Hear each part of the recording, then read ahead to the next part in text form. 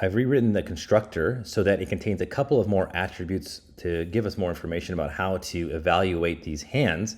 So one is this ranks sorted list. This is a list of sorted ranks. This will help us determine if we have a straight, and I'll explain how we get that.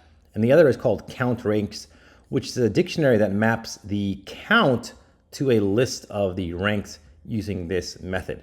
So let me go ahead and we have a hand from before, the same hand, and I'm just going to reinstantiate the evaluator like this.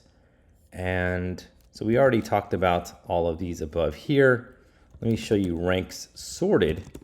So this is just a sorted list. Notice that 6 only appears one time, even though over here it just has the raw ranks, right? So that is the duplicated 8 right here.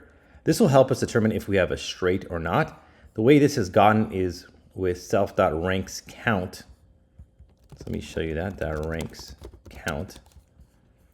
So when you pass it into this sorted method, what happens is that it just doesn't look at the values. It only looks at the keys. So it's just going to sort the keys like this. So that's pretty cool. So you have to kind of know that dictionaries work like that. They are iterables, but by default, they iterate over the keys, not the values, and not the keys and the values. And then the other one, count ranks, what it does is it goes through this ranks count. It goes through this one at a time, and it kind of inverts it. So this is the number of appearances. Most ranks appear one time, as you can see over here.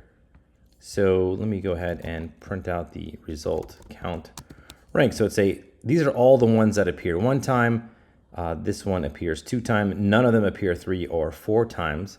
So this bisect module, which is part of the standard library, it allows you to place in a list. If the list is sorted, you can keep it sorted. It just inserts it. It's like saying inserted and keep it sorted. That's what this really means.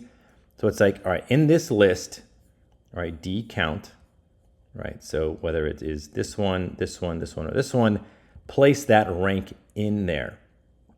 Okay, so that's all it's doing. So this will make more sense a little bit later, but we want to make sure that these are sorted so we know which ones are the highest ones that occur. So if we have 2 pairs, we want to, or even 3 pairs, sometimes you can have 3 pairs, you want to make sure that the highest one is the one that really counts for more weight when you're comparing 2 different hands.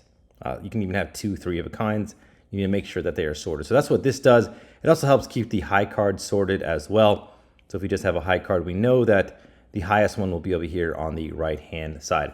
So this is just a slightly different constructor with a couple of more attributes over here with more information to help us evaluate the hand.